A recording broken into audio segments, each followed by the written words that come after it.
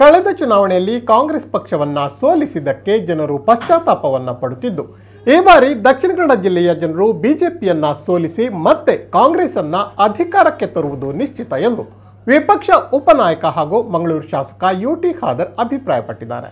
ಅವರು ಇಂದು ಬಿಸಿ ರೋಡ್ನ ಪ್ರವಾಸಿ ಮಂದಿರದಲ್ಲಿ ಪತ್ರಿಕಾಗೋಷ್ಠಿಯಲ್ಲಿ ಮಾತನಾಡಿ, ಕಾಂಗ್ರೆಸ್ ಪಕ್ಷದಿಂದ ಈ ಬಾರಿ 50% ಯುವ ಅಭ್ಯರ್ಥಿಗಳನ್ನು ಕಣಕ್ಕಿಳಿಸಲು ಎಐಸಿಸಿ ತೀರ್ಮಾನ ಮಾಡಿದೆ ಎಂದರು. ಮತದಾನ ಬೇರೆ, ಚುನಾವಣೆ ಬೇರೆ.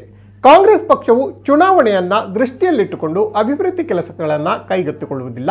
ಬಿಜೆಪಿಯಿಂದ ಜನಸಾಮಾನ್ಯರಿಗೆ ಯಾವುದೇ ಪ್ರಯೋಜನವಾಗಿಲ್ಲ. ಕೆಲಸ ಮಾಡುವ ಪ್ರಾಮಾಣಿಕ ಅಧಿಕಾರಿಗಳನ್ನು ಭ್ರಷ್ಟ ಅಧಿಕಾರಿಗಳನ್ನಾಗಿ ಮಾರ್ಪಾಟು ಮಾಡಿದ ಕೀರ್ತಿ ಬಿಜೆಪಿ ನಾಯಕರಿಗೆ ಸಲ್ಲುತ್ತದೆ ಎಂದು ಟೀಕಿಸಿದರು. ಅಭಿವೃದ್ಧಿ ಕೆಲಸ ಕಾಂಗ್ರೆಸ್ ಯಾವಾಗ ಕೂಡ ಓಟನ್ನು ಲೆಕ್ಕಾಚಾರಕ್ಕೆ ಕೊಂಡು ಕೆಲಸ ಮಾಡಬೇಕು. ಕಾಂಗ್ರೆಸ್ ಬಲೆ ಮತ್ತು ಒಂದೊಂದು ಸಂದರ್ಭದಲ್ಲಿ ಒಂದೊಂದು ರೀತಿಯಿಂದ ಮತದಾನ ಆಗ್ತದೆ. ಕಳೆದ ಸಲ ನಾವು ಅಷ್ಟೆಲ್ಲ ಕೆಲಸ ಮಾಡಿದ್ರು ಕೂಡ ಜನ ನಮಗೆ ಅಧಿಕಾರ ಕೊಡಲಿಲ್ಲ. ಮತ್ತು ಈಗ ಅದಕ್ಕೆ ಪಶ್ಚಾತ್ತಾಪ ಪಡೆದಿದ್ದಾರೆ.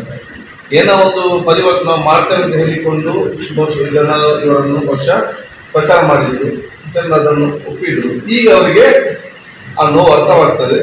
ಖಂಡಿತವಾಗಿಯೂ ಜನ ಮತ್ತೆ ಕಾಂಗ್ರೆಸ್ ಅಧಿಕಾರಕ್ಕೆ ತರ್ತಾರೆ.